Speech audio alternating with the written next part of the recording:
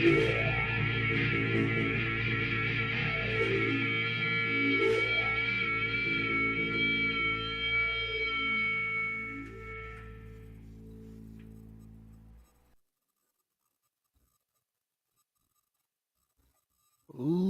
and gentlemen, feds and degenerates, cuckolds of all ages, it's time for Mild's Culture Plate.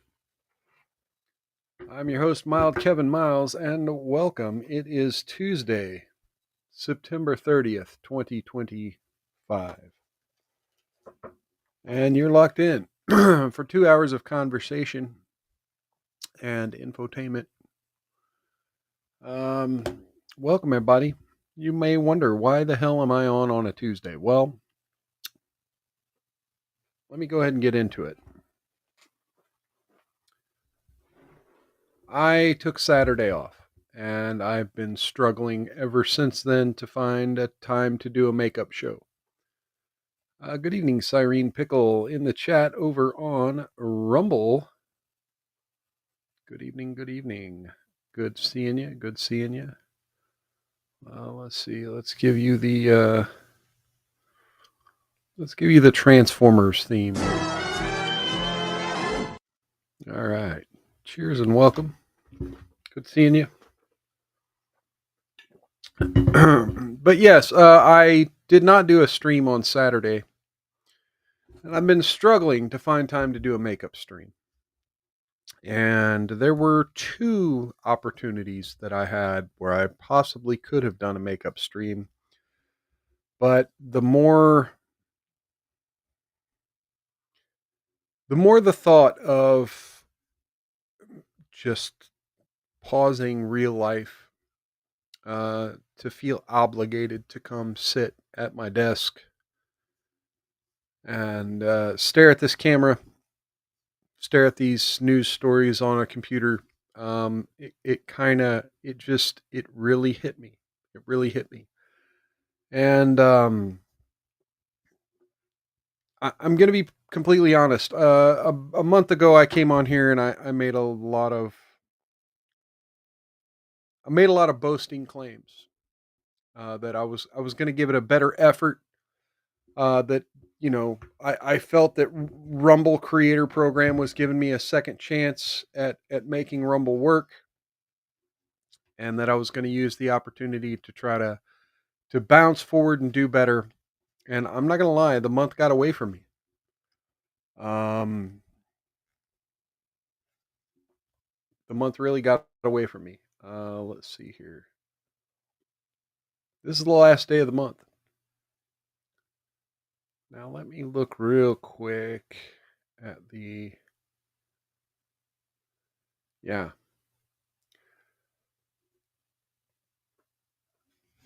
So today's the last day of the month. This is the last opportunity I have to make any kind of numbers on the Rumble Creator Program.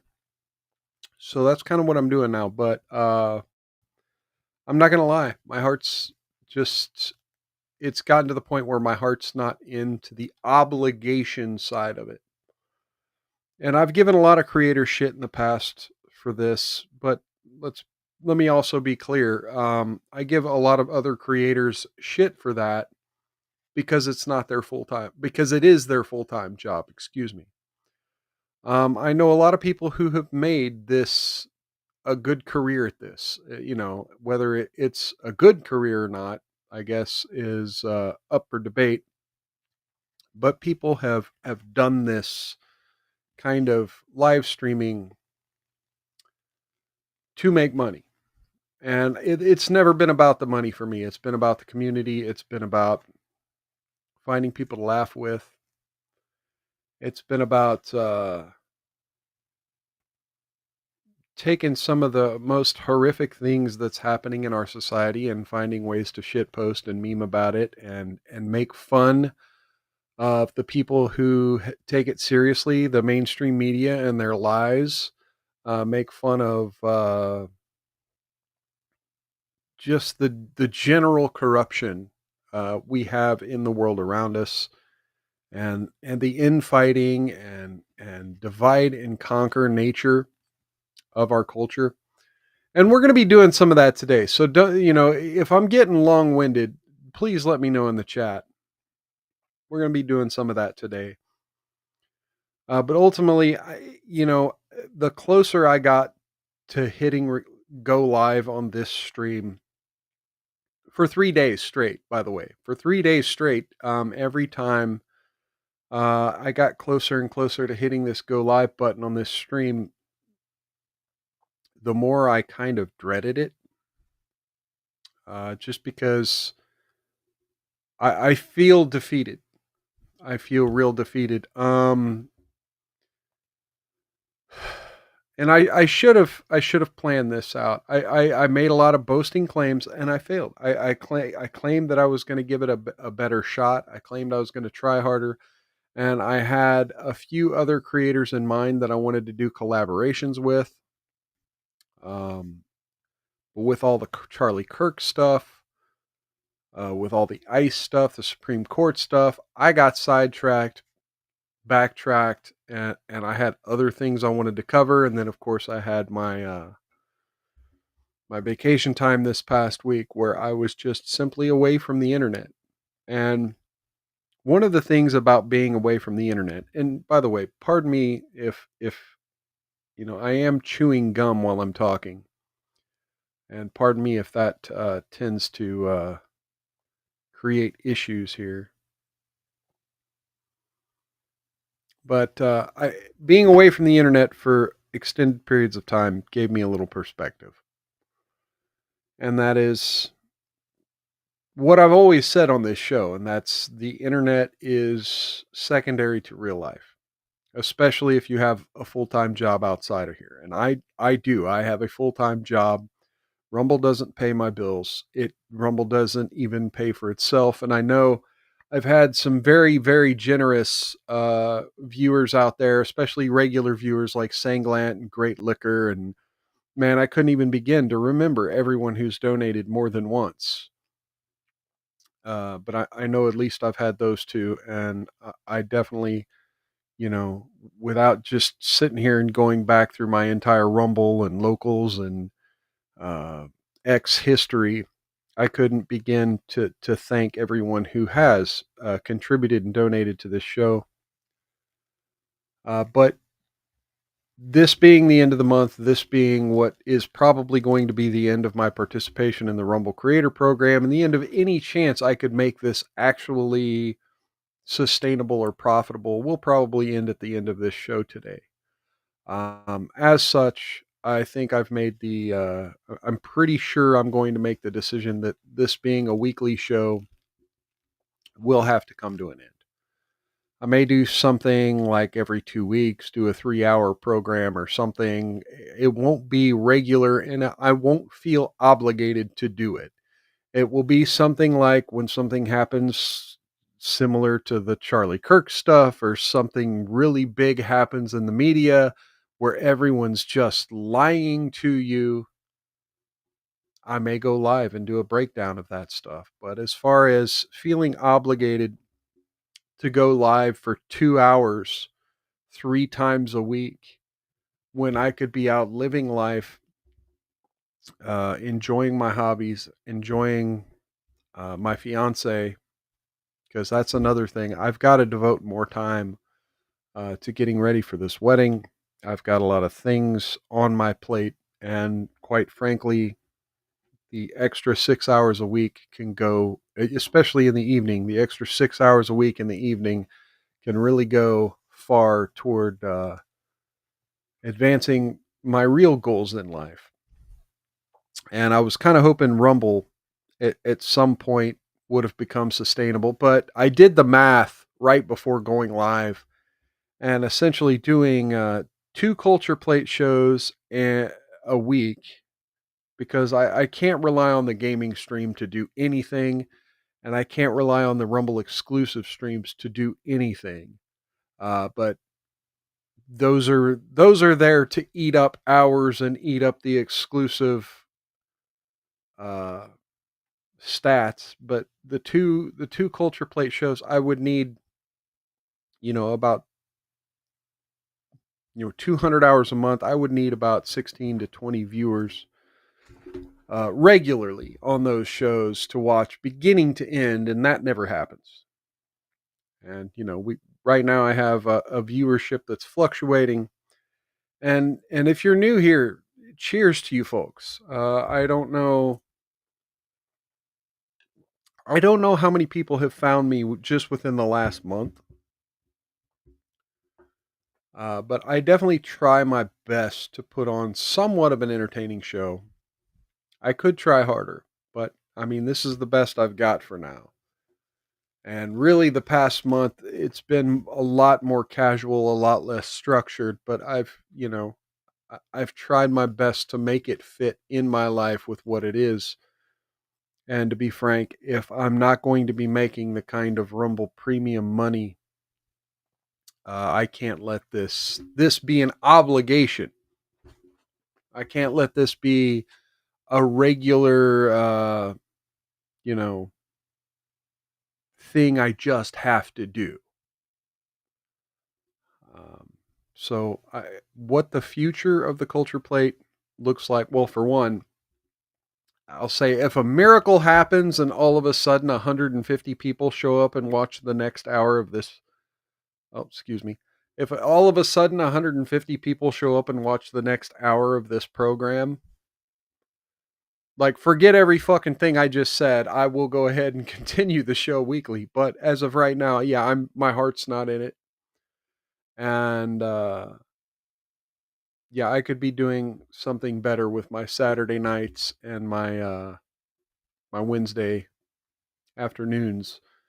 And when I say something better, I want you folks to know that everyone in this audience, spending time with y'all is definitely good times. When I say something better, I literally mean something better. It's not to negatively reflect on y'all. It's literally, I have a father who's older that I want to spend a lot more time with. I have my fiance who, we're planning some big things and we're doing it together. And, the internet is the internet. As much as I love y'all, as much as I have some really funny people in this audience and some really loyal people in this audience, and I wish I could do a better show for y'all, and I wish I was a better marketer. I wish there was a way I knew where I could market this to get a regular 20 viewers every show. Because even if it were just 20 viewers, I could probably make enough money where I wouldn't sweat the details. And I want to put this out there that I'm definitely not trying to make it about the money. Because the last thing I want is for one of my viewers to feel sorry for me and throw me a bunch of cash and say, please continue. No, don't do that either. Please don't do that. That's not what I want. I wanted to take my money from Rumble, who gets advertising money, who gets our subscription money, who gets all kinds of other things. Uh, I wanted them, they've got enough money to throw big tons of money at Tim Pool, and they got enough money to throw big tons of money at Steven Crowder. And also, they have the ability to put those people on the front page. Um, I was just hoping to kind of hit their algorithm a little bit, and that maybe one of my premium streams would have reeled in some new viewers. And no, I literally sat here talking to myself and Sanglant for most of my Monday streams, and yeah, that's just not sustainable. And yeah, I wouldn't expect anyone to throw me a bunch of money to do that because that doesn't fix the problem. Anyway, so that's my personal beef. That's my personal issue. Stay tuned to the Culture Plate. Stay subscribed. And now we're down to 4 viewers. I will be doing other shows in the future. All right, let's get into the news. From NewJersey.com.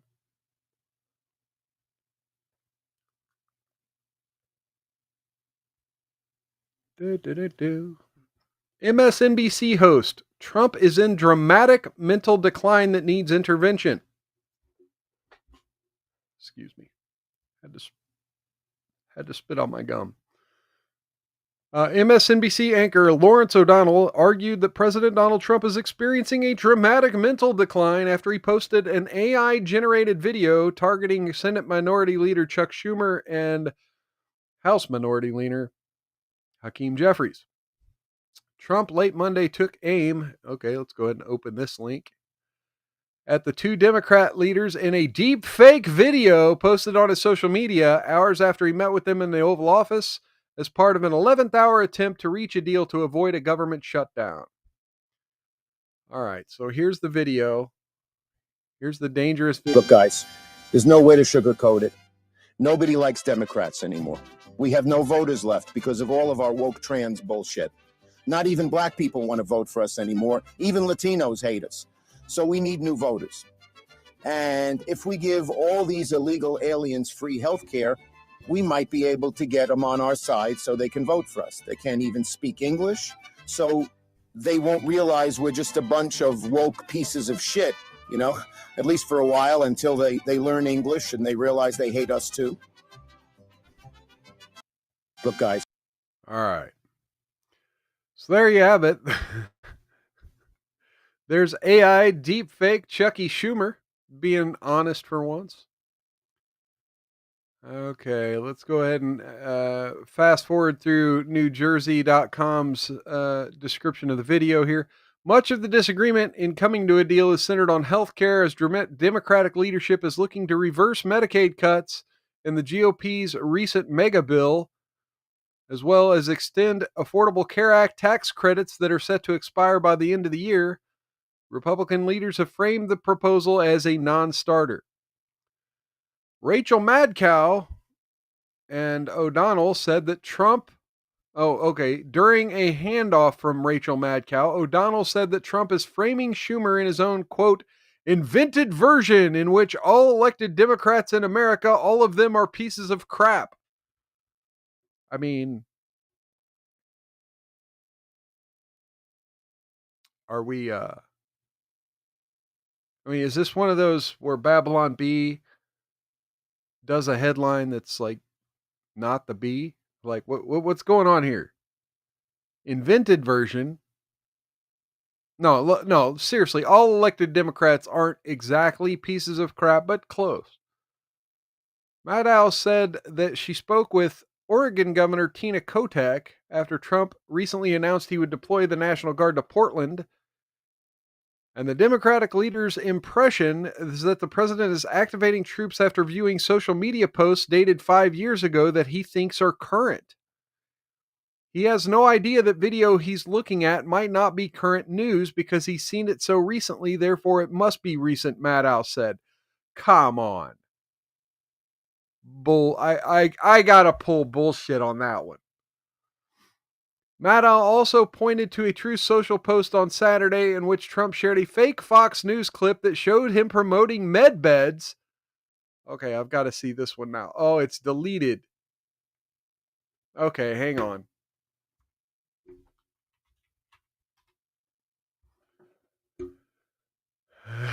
Here we go. Has announced a historic new healthcare system, the launch of America's first MedBed hospitals, and a national MedBed card for every citizen. Every American will soon receive their own MedBed card. With it, you'll have guaranteed access to our new hospitals. I mean, we need a MedBed card, and only those who can afford those who can afford get. No, I'm just kidding. Led by the top doctors in the nation, equipped with the most advanced technology in the world. These facilities are safe, modern, and designed to restore every citizen to full health and strength. This is the beginning of a new era in American healthcare. In this first phase, only a limited number of MedBed cards will be released. Registration details will be announced very soon. Donald J. Trump. All right, there we go. There's that. Okay, let me go ahead and bring that down. Go back to this NewJersey.com article. If this were junior high school student, there'd be an intervention involving the family, Maddow said. O'Donnell went on to tear into Trump's health. Like, hang on. Do they have a clip to any of this? No.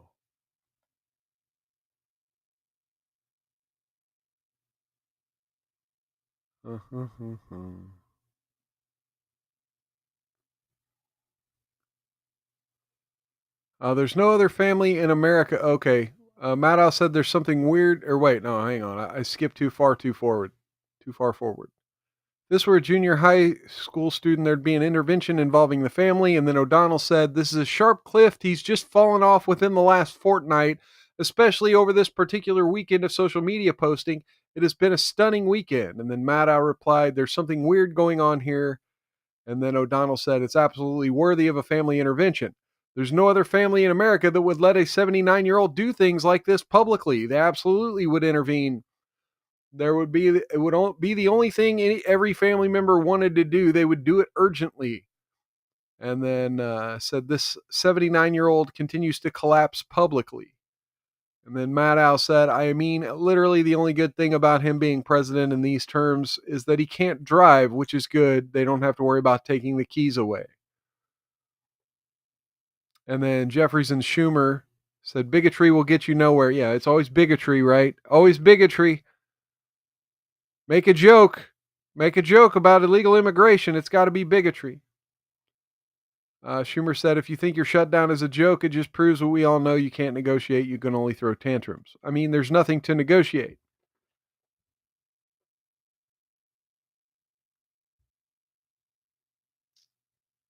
So let's go over to the AP. What will happen if there's a government shutdown at day's end? Washington's hours away from a federal government shutdown. FBI investigators, CIA officers, air traffic controllers, and agents operating airport checkpoints keep working. So do members of the armed forces. The programs that rely on mandatory spending also generally continue during a shutdown. So security payments, Medicare coverage, veteran health care also continues. VA medical centers and outpatient clinics will be open. And then furloughed federal workers will continue to be paid once operations resume. Postal Service unaffected.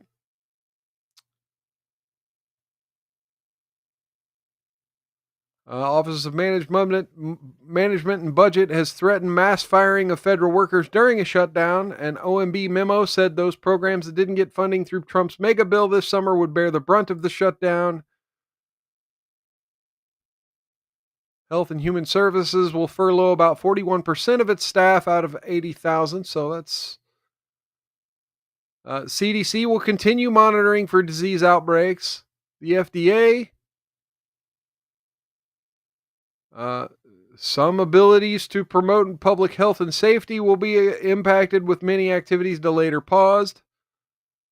Would not accept new drug applications or medical device submissions that require payment of a user fee. So that doesn't sound like that big of a loss. Oh, education. Yeah, well, who cares about that, right?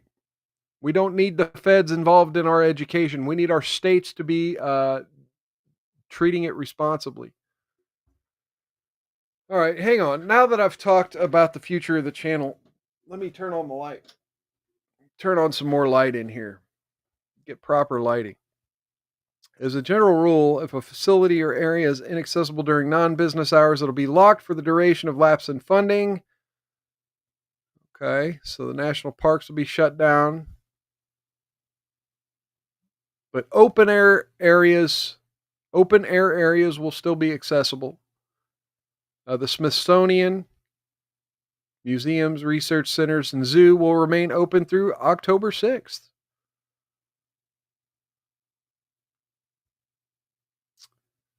Impact is not immediate, but over time there's a negative impact of a shutdown on the economy, said Phil Swaggle of the Congressional Budget Office. So this doesn't sound like it's going to be that big a deal, folks. All the stuff we think is super important for the government to be doing on a day-to-day basis looks like it's going to continue. All right. And again, I'm just kind of bouncing around news articles here. I don't have a whole lot of things prepared for the show. Because here's the thing, I'm still planning on. I don't know if I'm going to do a show tomorrow, but I may do one Thursday. So Thursday might be sort of the last of the normal Culture Plate shows for a while. Let's get into this news story. Texas Representative Tony Gonzalez. Let me pause the video headlines there. From the New York Post, Texas Representative Tony Gonzalez's staffer has burned to death after dousing herself with gasoline and setting her body ablaze. A staffer for Gonzalez who burned to death in her backyard. Okay, this was back on September 19th. I don't, somehow I missed this story. Has set herself on fire with gasoline, according to firefighters, but her family insists it was an accident. Regina Santos Aviles doused herself in gasoline in Uvalde, Texas on September 13th, according to a report from responding firefighters obtained by the Uvalde Leader News. The 35-year-old mother was then ignited in flames, the report said. By the way, cheers to anyone who may have been watching on Locals. It just done this 30-minute shutdown. And now we're Rumble, X, and YouTube only. Although the only place we seem to have viewers ever is Rumble. Officials did not say whether she deliberately started the fatal blaze, but the Uvalde Police Department said it does not suspect anyone else was involved in her death or that there was any foul play.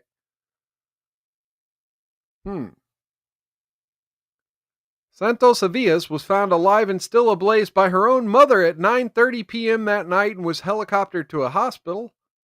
Despite the report of apparent self-immolation, her family remained adamant that whatever happened was accidental.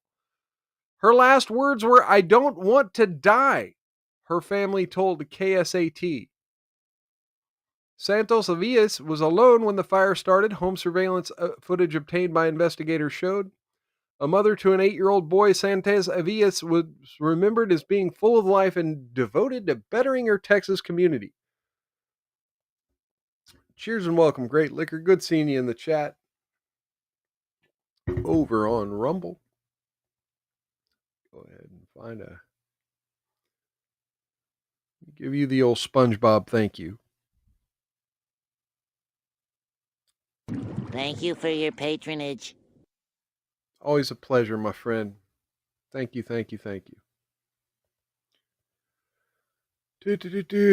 She loved life and loved her family and loved everyone and loved doing for others, Representative Gonzalez told San Antonio Express News.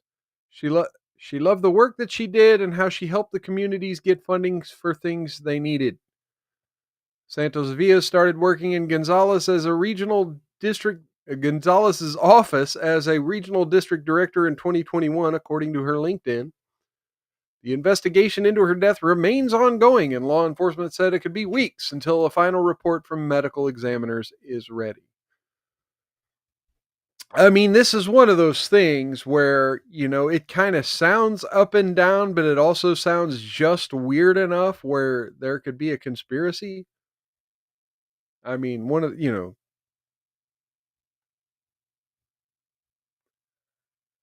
I always find it interesting when, a congressional employee dies of some weird shit. It just always smells funny to me. And that this is no different. Like, how the hell do you accidentally douse yourself in gasoline and accidentally ignite it?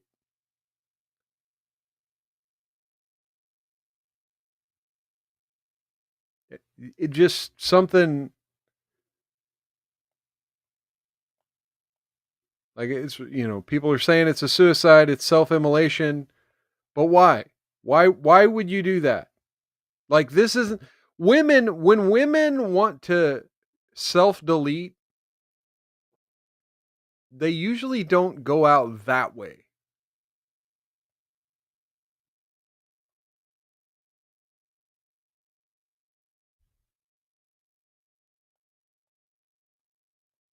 You know, that's usually something more politically active males do. And it's usually to bring attention to something. Um, Ladies usually take pills or do something a little more quiet or a little more lonely. But yeah, you're not going to do that where your family is going to find you typically. All right. So, one of the things we didn't cover a whole lot on the last show, I don't remember if I brought it up. I may have just gave it lip service, but didn't really get into the news story. Was this situation with this uh, school superintendent in Iowa? He is now resigned, folks. School leader resigns while he challenges his deportation order, his legal team says. This is from NBC News. Immigration and Custom Enforcement agents detained Ian Roberts last week, saying the Guyana native was living and working in the country illegally. This is another story I think is real weird because, like, you're here illegally. Okay, well, how did you get hired? Des Moines Public School chief, who's been detained by immigration authorities, resigned his position Tuesday while he challenges his immigration deportation. He'd been under the impression from a prior attorney that his immigration case was resolved successfully, said attorney Alfredo Parrish. He said that his firm has filed a request for stay in Roberts' deportation with a federal immigration court in Omaha, Nebraska, and was working on another motion to reopen the immigration proceedings. Immigration and Custom Enforcement agents detained Roberts last week, saying the Guyana native and former Olympic runner was living and working in the country illegally. A state board stripped Roberts' license to be a superintendent.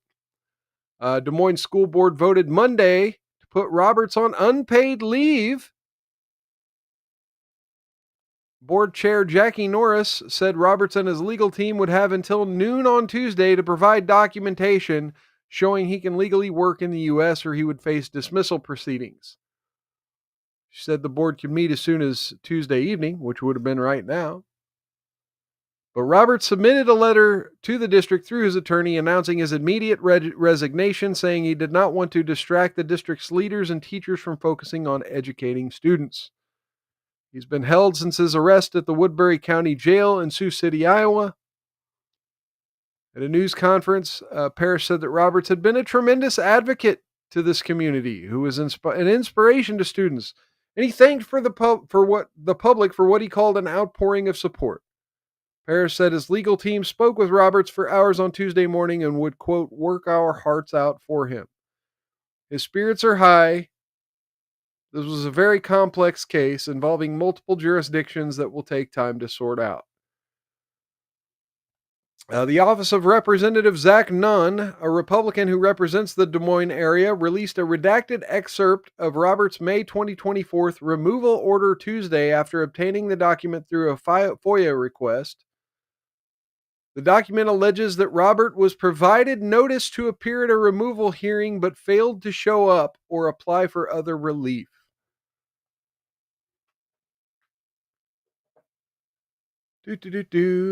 Parrish said he was still gathering information. He released a letter dated March that he said was from Robert's prior attorney in Texas, informing her client the case had been closed in his favor.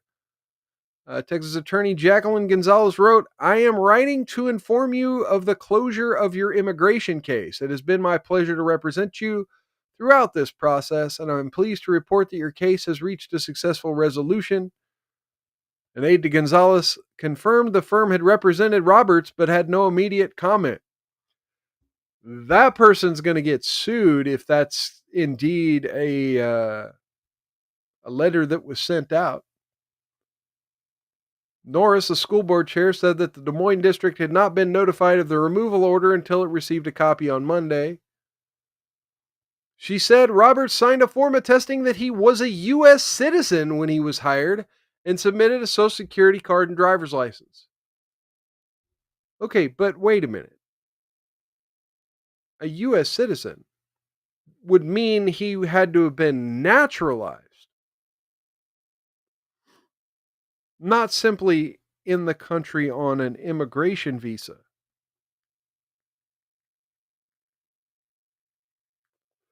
This story just got more confusing. Like, just because you have submitted paperwork for permanent residence does not mean you are a U.S. citizen. When Roberts was cited for traffic violations in the Des Moines area, he presented a Maryland driver's license in each of the cases, but listed different addresses. Roberts had been registered to vote at one of those addresses since at least 2017. During both traffic stops, Roberts was driving different vehicles that were registered in Texas. He and his wife own a home in Denton County near Dallas and Fort Worth. Property records show he paid both of the Iowa tickets in cash. Registered in Texas. Now, correct me if I'm wrong, but a lot of people who own property or have family property in Texas will register their vehicles in Texas because Texas doesn't have the yearly renewal. Like, they have the sticker on the window, but the plates themselves, like, you don't have the yearly property tax and inspection and all that to keep your plates. And so from what I understand, there are a lot of people who will use Texas registration of their vehicle in order to avoid paying extra taxes and fees and having to get inspections in their home states.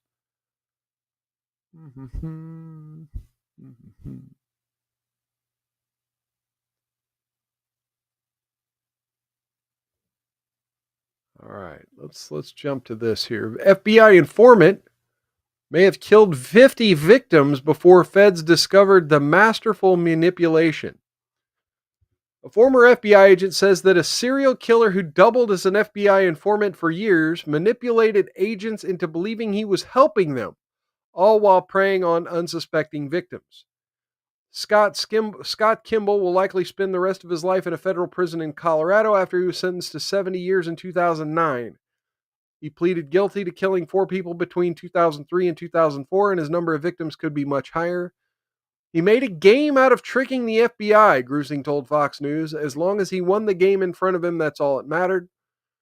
To have someone who enjoyed manipulating us, putting stuff in our files, and then making people disappear was beyond anything I'd seen. Kimball was known as a serial fraudster who spent time in and out of prison during his youth and early adulthood. Wait, I thought this was a news story. What the fuck? Yeah, the Kimball, I already fucking heard about this. Why is this? I mean, I guess like the number 50 here and the Fed's manipulation might be new. Yeah, fuck you, New York Post. Sorry to waste y'all's time with that.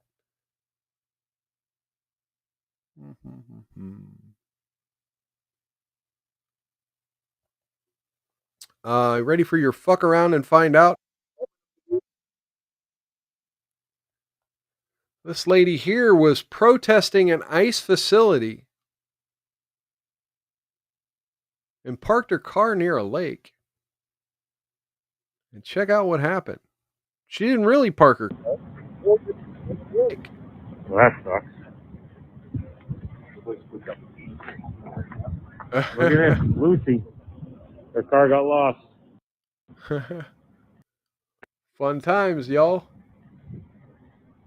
There's your fuck around and find out moment of the week. Someone in the chat said Subaru stereotype seems true.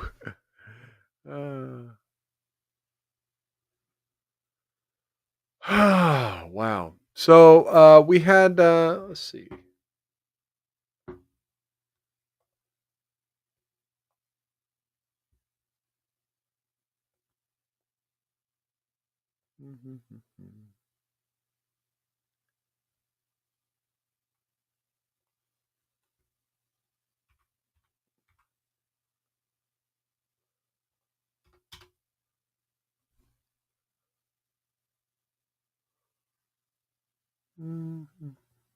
Sorry, I was just looking for this news story here. Where is it?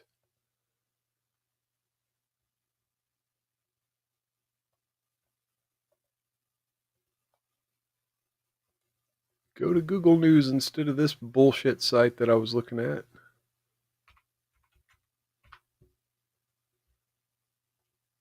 Here's another thing that I wasn't able to cover over the last week. Okay, we'll go to the Blaze. Fuck it. We'll go to the Blaze. FBI had 274 plainclothes agents. Oh my God, go away. Embedded in the January 6 crowds, a congressional source says. Disclosure by the FBI to Congress answers a long simmering question but does not reveal what the agents did that day.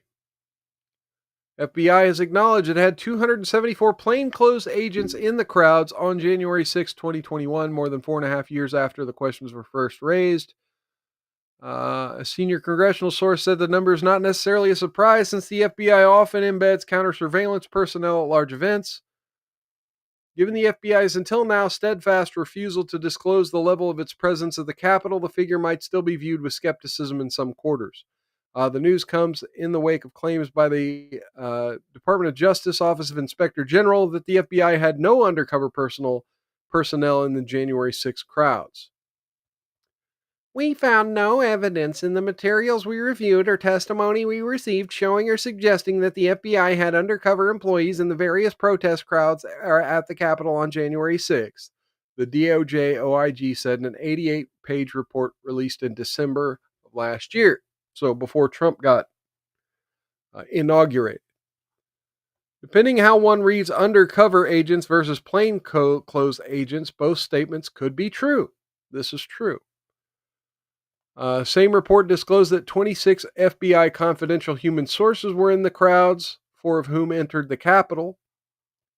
The Inspector General said only 3 of the FBI informants had been assigned by the Bureau to come to Washington and report on domestic terrorism suspects who were possibly attending the event. See, now this is what pisses me off. We're never going to find out who the terrorism suspects are. Even though the left wing, Congress, the January 6th committee, the Biden administration said the whole thing was a domestic terror plot. So, who are these subjects? Of the 26 informants, 4 entered the Capitol. Yeah, we knew all this. None was authorized to break the law, enter a restricted area, nor was any confidential human source directed by the FBI to encourage others to commit illegal acts on January 6th. Rep. Barry Loudermilk, the chairman of the new House January 6th Select Subcommittee, has also expressed determination to drill down on the FBI presence and roles of agents and informants. With many paid informants being in the crowd, we want to know how many were in the crowd, how many were in the building, but I also want to know, were they paid to inform or investigate? Loudermilk said on an appearance on Just the News. In a May 2024 court filing, defendant William Pope listed nearly 50 FBI agents and others working under the Bureau's auspices on January 6th, such as officers from the Joint Terrorism Task Force, Naval Criminal Investigative Service, NCIS, U.S. Army Counterintelligence, and other agents who later wrote probable cause affidavits for arrest warrants. It is not clear whether those personnel would be part of the 274 employees disclosed by the FBI. FBI has repeatedly rebuffed attempts by Congress to determine the Bureau's level of involvement in January 6 crowds, either by its own agents or confidential human sources.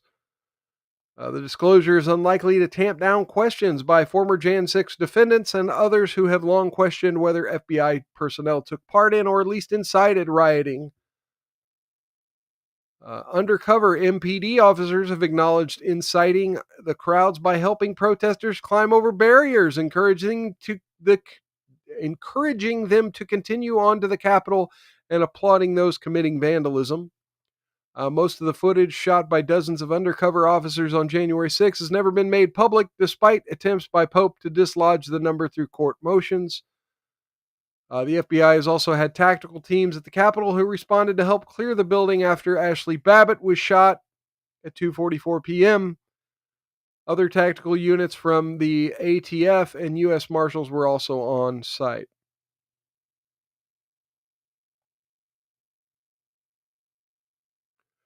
So there you have it.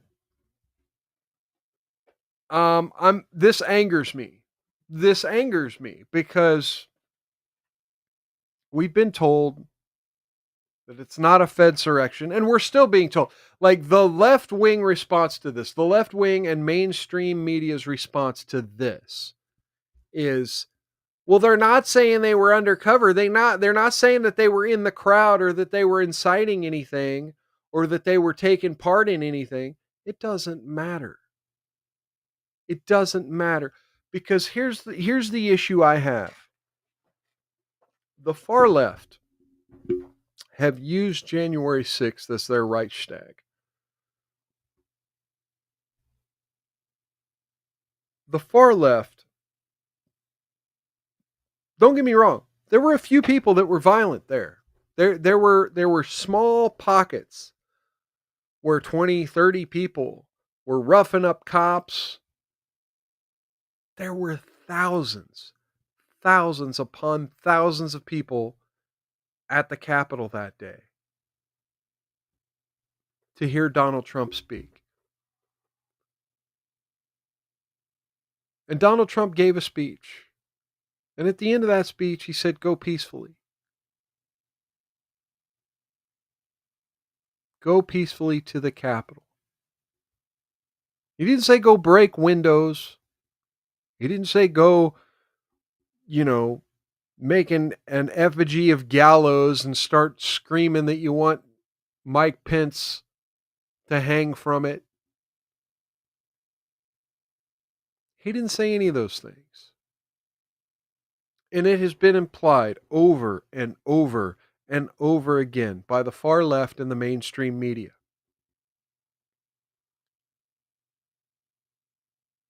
that not only did Donald Trump incite the riot, but he refused to call them off, when he literally did on all of his social media platforms.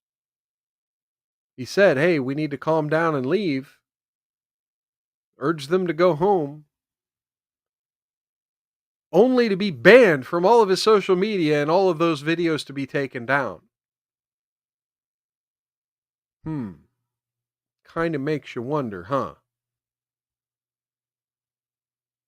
But ever since that moment, January 6th has been painted with this broad brush of proof of right-wing violence, right? And that everyone in the crowd was a participant in a terrorist plot to take over the United States government.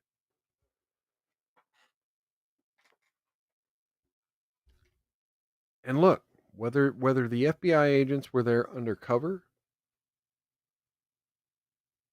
or they were there to observe and report,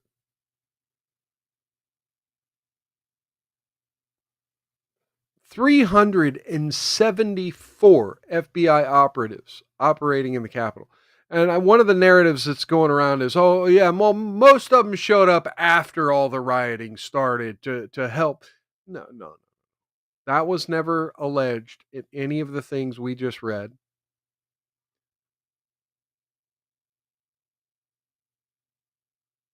And here we go. Snopes from September 29th. Let's see what they have to say about it. Mixture. They were dispatched to respond after it started. They were not embedded or undercover, nor did they incite violence. While we found a post by the House subcommittee saying as much, we could not independently confirm that exactly 274 agents had been deployed among the crowd that day. However, that number appeared consistent with an investigation report by the U.S. Department of Justice on the role of the FBI.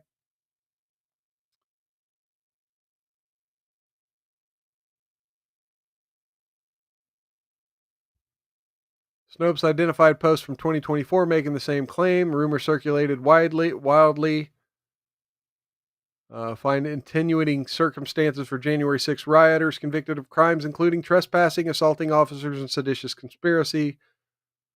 And then we talked about the Blaze and Just the News. I mean, it's not rumors by the Blaze and Just the News. They are sorting the congressional subcommittee. Or citing, excuse me. And here we go. Here's the subcommittee. More than 200. Here we go.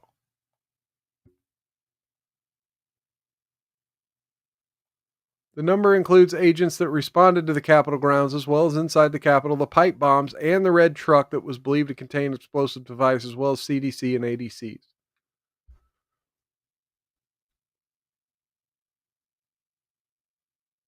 Total personnel count 274. 1/6. Position type agent. And look at all. And look at this. Okay, so this is insane. So immediately on January 7th, they had 432 agents. I'm assuming investigating. And then that number jumps up to 522, 551, 579. Imagine if you could just pull 579 people to investigate pedophilia. Imagine if you had 579 people investigating the sex trafficking rings in this country. Which, by the way, what the fuck is Kash Patel doing? The row concerning the deployment of FBI agents. Read this. We just read that. Notes did not claim the FBI agents were undercover. Now, again, we did just read that the Blaze had changed the language of their headline to say plainclothes instead of undercover. Now, plainclothes could just be your average, FBI suit. And not, the jacket with the badge. The jacket that reads FBI with the badge.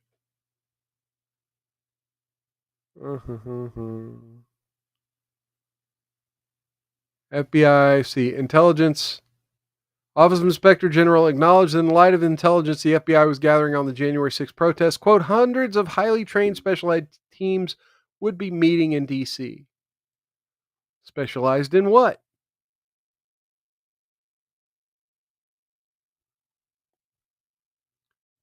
It's important to note most FBI agents do not wear uniforms, unlike local law enforcement. Instead, most wear civilian clothes except for tactical teams who may instead wear tactical gear. The dress code is business casual. Yes, but also, if I may,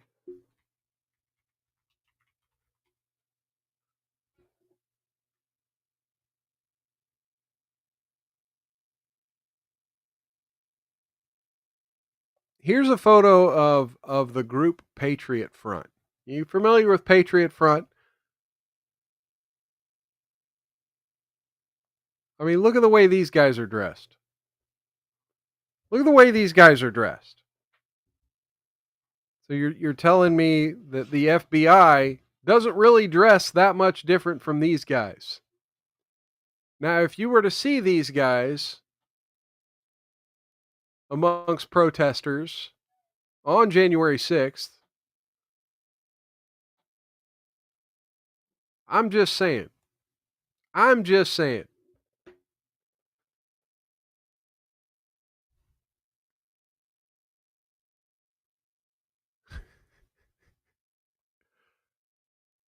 Fed.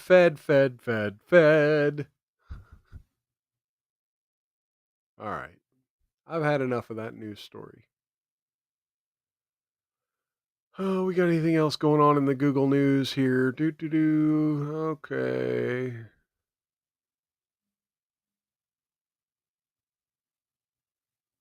Trump and Hegseth rallied generals allegedly to talk to him about their weight. Funny stuff. All right, folks, let me do this. You know what? I'm not gonna prolong the inevitable here. Usually the Culture Plate's a 2-hour show, but you know what? Let's go ahead. Let's go ahead and pull the Band-Aid off. Let's go do a Love Don't Judge and wrap up for the day. And then I'll kind of give another little speech toward the end of the show here, but yeah, I don't think I'm going to prolong this a whole 2 hours. This is getting a little painful.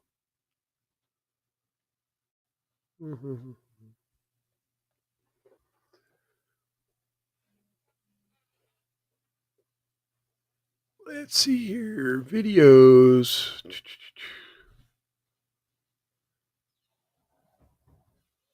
Oh, sounds like my fiance's up there making a lot of noise. Okay, what do we got going on here? Share this tab instead.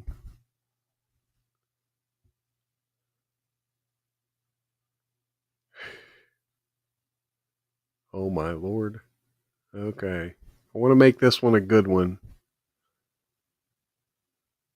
We did that one. We did that one.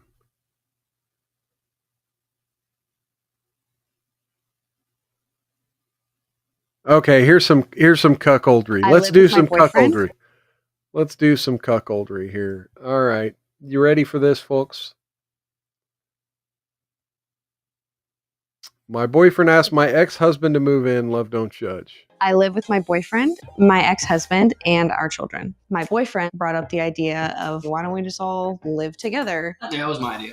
At first, everybody was kind of against it. It's hard, but it's really easy at the same time because it's just kind of like roommates. A lot of people think it's awful and we're I mean- confusing the children. They assume that we're a throuple. One of my other buddies told me that I sold my soul for this. My ex Hannah. I mean, wait, you're not a throuple? Okay, so this may be surprising me. I thought it was going to be cuckold stuff, but it's not. is coming over today, and I'm not so sure how she felt about the living situation. I thought it was a little weird, to be honest. Who would want to live with someone that they were married to? Who would want to live with someone that they were married? Cheers to Showbon. Late to the show. I mean, that's just it. We'll get into that later. Anyway, let me go ahead and play. Let's give Showbon the good old Mario Kart.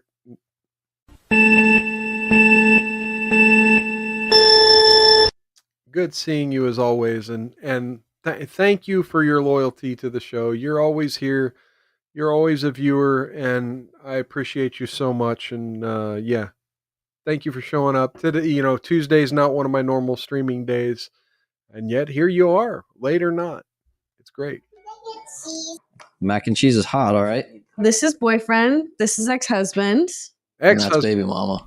Baby My name mama. is Megan. I am a mother of 2. My boyfriend is Michael. And Okay, first off, I gotta say nose ring, like already nose ring. Sorry. I mean, I could be wrong. We'll see by the end of this, but yeah. we've been together for about a year. Tyler's my ex-husband. We got married in January of 2020, and we got divorced in September of 2023. My daughter Ryan is 2 years old, and my son Juniper is 6 weeks old. How do you guys divide Wait, household? 6 weeks old. 6 weeks old. Wait. Tell me the baby is the new guys and not the old guys. Chores. Megan keeps the children alive, and Tyler and I do the dishes. We do the cleaning. We do the cooking. That's inaccurate. My boyfriend was the one who brought up the idea of, hey, why don't we Wait, just all... did he say we do the cooking literally as she had a spatula in the skillet? Is that what just happened? We do the cleaning. We do the cooking. That's inaccurate. My boyfriend was the one who brought up the idea of, hey, why don't we just all live together? Obviously, at first, everybody was kind of against it. We all moved to the East Coast around the same time. Once we realized that finances just weren't getting better and, it was really impacting our daughter, we just said, Then let's why do did it. you move to the East Coast? What And where did you will move each from? of the children call you? Ryan just calls me Michael. Sometimes she also calls me Tyler, our dad. And I'm like, nope, that's not right. I'm not dad. Yeah, we correct her immediately. Since I stay home with the kids, Okay, but your name is Michael. You're kind of a dad. Have her call you Mad, because all of this is maddening.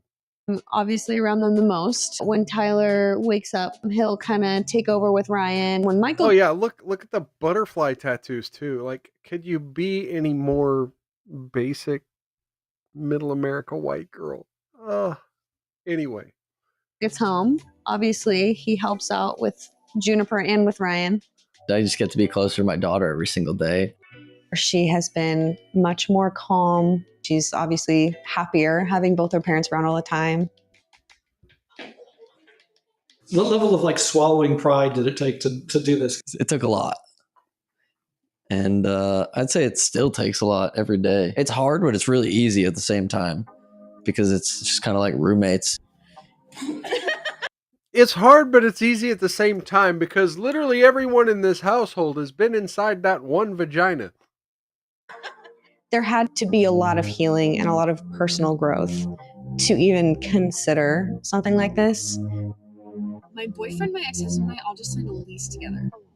A lot of people think that we are horrible parents, that we're ruining Ryan's. I'm the opposite. I actually think this is good from a parenting sense to some degree. I mean, because, stepchildren and step everything, it's all so exhausting for a child to be bouncing back from home to home and stepmom and stepdad and blah, blah, blah. So to some of this adds a little stability to that. So I don't completely disagree with that on all fronts. But yeah, it is a little confusing and it is a little weird to the children. But I think overall it could be a healthier thing. So yeah, if you're getting hate for that, I don't know if I agree with that. Life, we're confusing her, which is also not the case. She fully understands mom and dad are not together. They assume that we're a throuple for some reason. We're not a throuple. Please take that out of your minds. Well, it's a little bit understandable, but we are not. One of my other buddies, he told me that I sold my soul for this. Some other people said, good for you, but you're an idiot. I got told I wasn't a part of Mexican heritage anymore. Oh, yeah. I was like, that doesn't make any sense. Wait a minute. What's more Mexican than living with your extended family? I mean, it's a little racist of me to say, I'm sorry, but wait. How is this not exactly what you would expect? I don't think it has anything to do with my heritage. We've had people in our personal life tell us that we're sinners, that we're awful people. And how about on the flip side of that, Sinners? what about supportive comments? So good. Look, sinners. Now, look, if there's probably premarital sex happening, I don't know. Maybe marry the new guy. I don't know. But sinners, can we not make this about religion? But maybe introduce some religion into your life. But yeah, this isn't it. For the kids, this is going to benefit them. They're going to have so much time, get so much love. Some of our followers call us brother husbands. Kind of took it and ran with it because it's funny. There is no brother husbanding happening. Cheers to Sanglant86, or Sanglant, excuse me. Cheers to Sanglant in the chat. Good seeing you, my friend. I'll give you the old Trump thank you. Thank you very much. That's really nice. Thank you. Cheers and welcome, my friend. Good seeing you. Good seeing you. Hey, my 4 favorite viewers have showed up. I'm just kidding. I don't play favorites, but you four have also been so loyal to the show. Thank you so much. We're not brothers. Clearly. Clearly. We grow mustaches the same. That is true. How would you describe your relationship with each other? Uh-oh. Better. Better? Definitely better. Better than what? Better.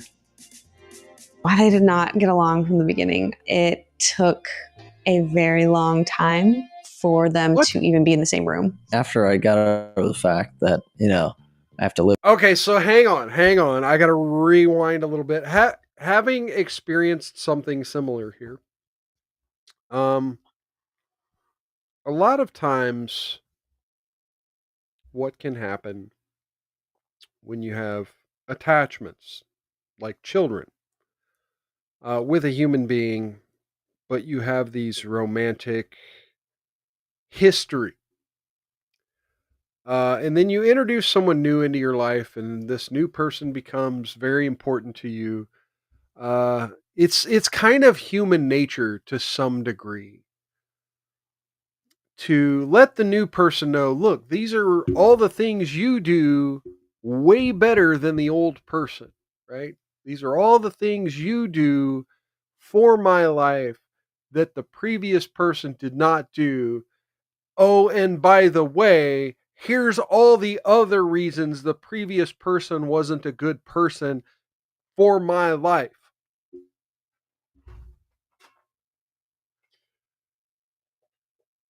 And you can kind of get wrapped up into doing that over and over and over again. And then you kind of forget that, like, the truth, the whole truth, and nothing but the truth. Like, but yes, I still picked that person and spent a lot of time with that person. And that person had good qualities. And that person's still a good father to my children. That person still does all of these other things good. And that person would actually be a cool person to hang out with. They just weren't a good fit for me for all those previously mentioned reasons why they didn't do for me the things that you do for me, etc., etc., etc. So I have a little experience in this. So obviously you're talking down about this person, and then they get together, and then they kind of have to learn each other and who each other are without you being the middle anchor, the go-between, the filter for all the good and bad of their personality. Yeah, there's gonna be animosity. There's gonna be this friction. And that doesn't even begin to talk about the fact that questionably, these men also want to have the manly role in their household. And, there's this ego and patriarchal, what do you call it, nature to men to want to be the head of their household. Now, again, I say arguably because as this goes further and further, I don't necessarily believe both of these men have those natural masculine tendencies. With my ex-wife's new boyfriend, we kind of just sucked it up and just became, I guess, I don't know, I'd say friends somewhat. It's the first time he said that. Friends. Tyler. First time he said Has that. this living situation had an impact on your romantic relationship? Oh, geez. Yes, heavily has an impact. Yeah, have you gotten laid since you moved in with your ex-wife? Oh, wait, who's this person? Uh-oh. My ex Hannah is coming over today, His and I'm ex. not so sure how she Now he talks has about the another living ex. situation. I am the ex-ish, if you want to call it that. Not girlfriend. It was a. We were just, Wait, what? We're like homies. Oh, shut up. What? A little bit deeper than Side piece? Oh, please tell me he cheated on the blonde with the brunette. homie. Well, before this gets less awkward. Hannah, how did you feel when Tyler told you about this living situation? I thought it was a little weird, to be honest. Who would want to live with someone that they were married to? Why does Like, she have obviously, it vampire didn't teeth? work for a reason. So, like, why are y'all putting yourself Look at her teeth. She's got vampire teeth. What the fuck is up with this chick? in a situation to where, like, things could come up again? I'm pretty sure he actually texted me. It was like, Tyler. I was like, yeah, she's probably gonna leave after I tell her this. So was that your intentions? Were you just trying to get me to leave faster? it wasn't you, it was me. It didn't really have that much of an impact on our relationship because it didn't really progress further afterwards. When he first told her, things were definitely a little rocky. Wasn't sure if she was gonna be the type of girlfriend that was gonna be like, no, you can't, you can't do that. But We went turns to out, lunch. yeah, we went to lunch to talk about everything. I was vetting Uh-oh. her for Essentially. myself because I was like, if this Okay, goes now anywhere, this person is took gonna be. this just took a weird fucking turn for me. Because the more and more they keep jibber jabbering, the more I wonder what the role of the new boyfriend actually is. The more I wonder, like, is he just a sexual stud for the wife here? Like, is this a situation where they just weren't sexually compatible, but they were compatible in every other way? And so she divorced him. They separated for a while. She met the new guy. There's a sexual compatibility. And now let's move back in with the ex-husband. I mean, it's like there's a point where you either have to move on. And again, I say for the children, okay, maybe not. But again, for your sanity, your romance, your boundaries as an individual. And now it didn't really click for me until it's like, oh no, I get to go on a date with the ex-husband's date so that I can vet her. Boundaries, lady. He's entitled to his own life, no matter where the fuck he lives. He's entitled to date who he wants, period.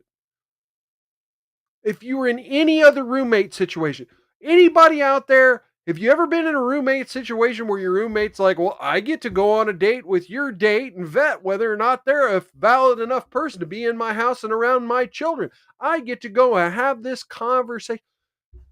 No. At the very least, you could just say, yeah, I just don't want that person in the home with the children. Let me know. Me and the kids will leave for a while. And you just have that person out by 10 o'clock. I mean, those are ways to navigate that. You don't get to go and vet and have conversations with the new date. Like, this is fucking weird. Eventually, in the co-parenting pool of me, Tyler, and Michael, I definitely started around in the co-parenting pool. How serious was this relationship? Now I got a cool friend out of it. I think he is a great guy and he's gonna make some girl very happy one day, but it was just not me or Megan. It was not me I'm or definitely Megan. not being his wingwoman at all. Maybe further down the line. So next weekend? Yeah, maybe next weekend. I think that they are all awesome parents. Their kids are very lucky What is going to have on all here? 3 of them, and I can't wait to see where life takes all of y'all. What is going on here when the friends with benefits gets to like coddle the child as well? This is fucked up. Would you recommend this living situation to others? Yes and no. Yes, if you do it, get a bigger house. And no, unless you absolutely have to. Yeah, only if you need to. I would, honestly. What do you hope? Yeah, she would. And this is the fucking problem, is she gets what she wants and everyone else like, fuck your boundaries. Like there are nobody, like this is clearly this woman's lack of boundaries just spilling over into these 2 men's lives, and everyone even remotely related to this situation is she has no chill. The future holds for your family. Nothing but the best. Family compound. Family compound. farm. Family farm. There you have it, folks. That's the love don't judge. So we had a few guests, a few of you folks in the audience who arrived a little later in the show, and maybe did not catch the first 10 minutes of the show where I kind of talked a little bit about my experience as a Rumble Premium creator, some of the difficulties I've found, some of my own failures. And this being the last day of the month of September. Cyclin says sounds like she wants to be Waco'd. Yes, I mean that whole situation. Look, speaking from experience, it's very difficult, and not everyone's going to be happy. And especially when people feel like their boundaries are violated, it's hard to keep everyone happy. So anyway, but back into what I was saying, there probably will not be a show tomorrow. I'm considering doing one Thursday to make up for it. There may be a show tomorrow, but I doubt it. I'm looking more at Thursday because that'll give time for more news stories to break, more things to talk about. Because today, I really wasn't feeling much of what's in the news. We did cover quite a few news stories in the first hour, and but yeah, the first 10 minutes I kind of talked a little bit about some of my frustrations with being a Rumble creator and trying to maintain my own life, and the failures that I've had at I mean, I put it on myself. It may sound like I'm blaming Rumble or blaming the audience, but no, it's myself. A lot of things I had planned to do to help grow the channel just did not happen. And like I said, without a miracle, it doesn't look like I'm going to be able to continue in the Rumble Creator Program as of tomorrow. And it is what it is, man. And because this is sort of a less important thing in my life, it means I am going to have to step away from doing the show as frequently as I do it. What that's going to look like through the month of October, I'm not quite sure of, but it's going to be a lot more rare. I'm estimating at this time about once every 2 weeks. I might do like a 2-3 hour show just to kind of wrap up what's been going on. But yeah, the twice weekly Culture Plate probably done. And, even though I was trying to keep a regular schedule on the gaming channel, that's probably just going to be randomly Saturday morning, just shit stream, whatever game I'm playing for several hours, and instead of trying to maintain something regular. So yeah, this is sort of the end of the regular Culture Plate. And all of you who are loyal, faithful viewers, thank you. It's been, cheers to y'all. It's been a great 3 years of doing this twice weekly.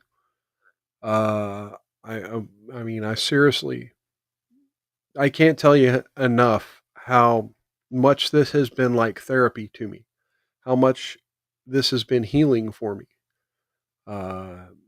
Through all my frustration, through craziness in the news, through craziness with people lying, really for the past couple of weeks, I did a lot of soul searching. In the wake of the Charlie Kirk stuff, I've really got in touch with God. I'll say it. I got in touch with God and realized that to me, this has become a crutch. And to me, video gaming has taken up way too much of my time, and I need to step away from the computer, because I come on this show all the time and I tell young men, hey, you're probably on the computer way too fucking much. And it's important to have a life outside of the digital space. And I really, for my own sanity and for my own faith in humanity and for my own life, I I do need to step away from the computer and live my life more. And that's not a judgment against anyone out there.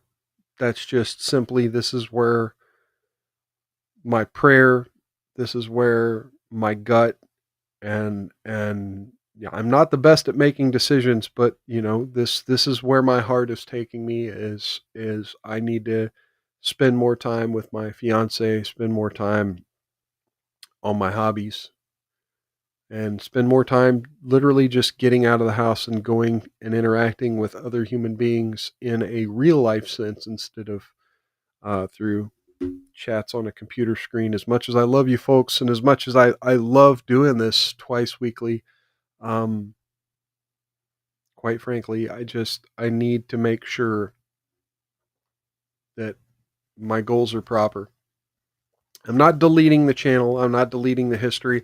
And in fact, if a couple of months goes by, like 2-3 months goes by, where you folks haven't heard from me, at the very least on my X account or on my social media, I want you folks to know, like, I'm not trying to die. I'm not trying to go. Like, please come find me. Like, make sure I'm still out there and I'm still healthy. Because yeah, I don't plan on going away. Right? The weekly show is being sunsetted for a more entertaining, for a more casual, once in a blue moon. Kind of like, and I know this is probably a bad example, but Medicare, Jim Medicare, he may be on his deathbed, so to speak, but he doesn't regularly do his live streams. He checks in whenever something big is happening in the media, whenever something big is happening on the internet. He'll do a quick, hey, here's all the fucking craziness, and here's what I think about it. And I think that's more of what my role on Mild's Culture Plate's going to be. When there's something to be said, I will say it, and the rest of the time, I will leave this to people who are frankly better at it. And I know this isn't a competition, and I'm not trying to make it a competition when I say people who are better at it. It's literally me throwing out my respect to so many other creators who I love on this platform. So whether you're on Rumble or YouTube, I could just start going down a whole list, but quite frankly, just check my feed. I repost all the time some of the smaller creators that I follow. Go check them out, and please, spend a lot of time looking for new people to follow here on Rumble. But yeah, I will be back either tomorrow or Thursday, one of the two. Keep your eye, social media down in the description. And yeah, not sure when I'm going to post after that. I'm going to go live life. I'm going to go enjoy the fall, and I'm going to go enjoy. We're now less than a month from my wedding, and like I said, I have an elderly father who I want to spend a lot more time with before he, while I still can.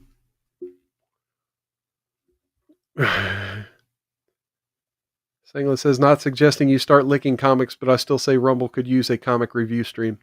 And quite frankly, this is part of the issue, is I will oftentimes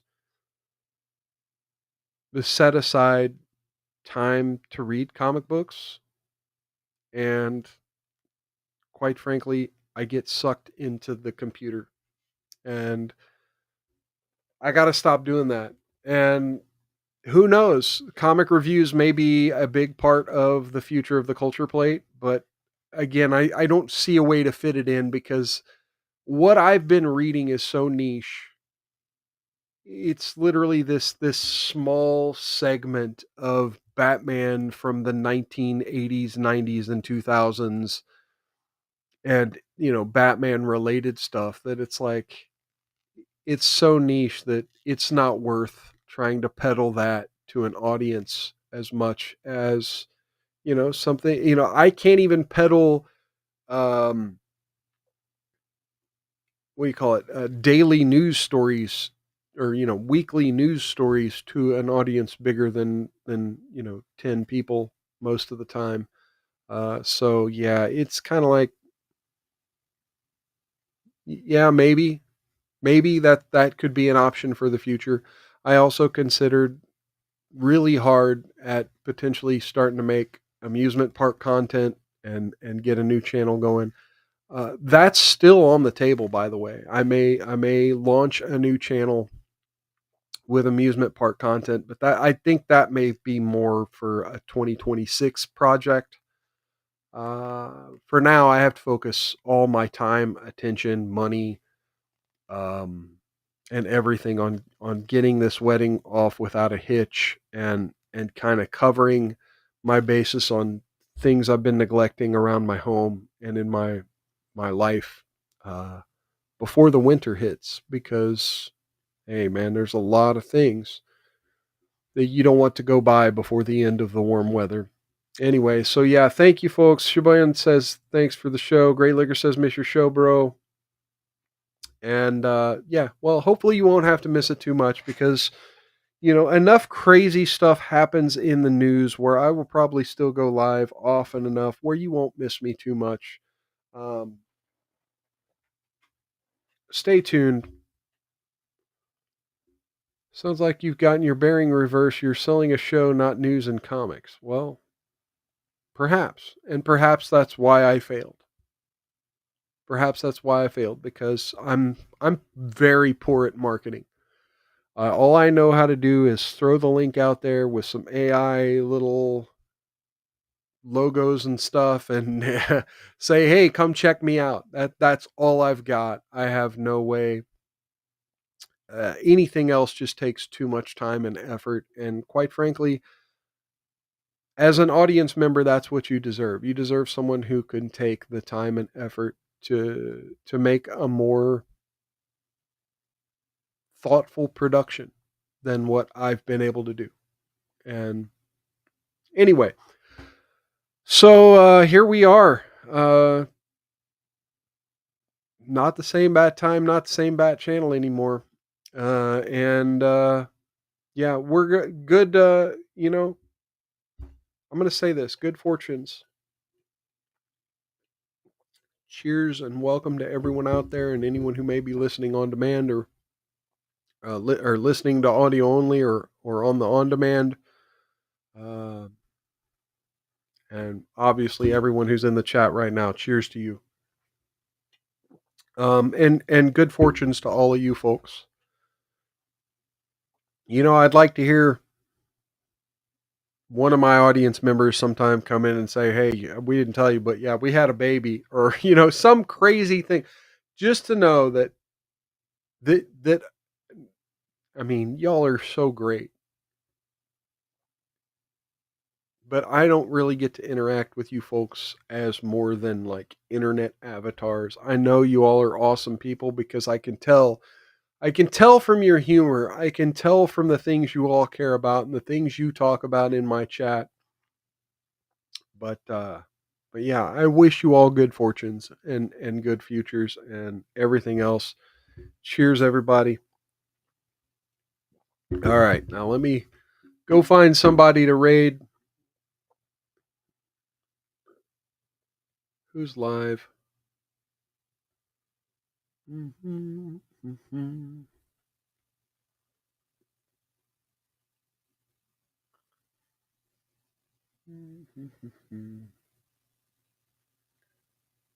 Darth Hideous is doing some gaming. Dr. Pyrostein is watching a movie about cockroaches. That's what we'll do. I'll send you to Dr. Pyrostein.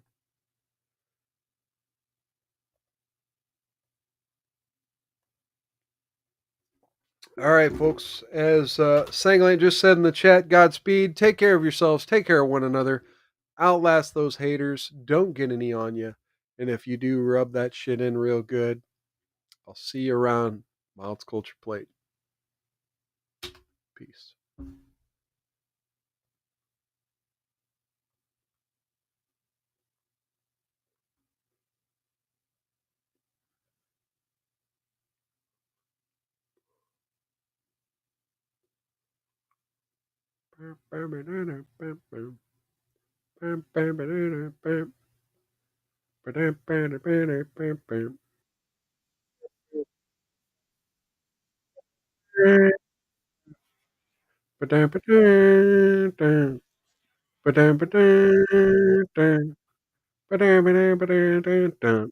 Goodbye.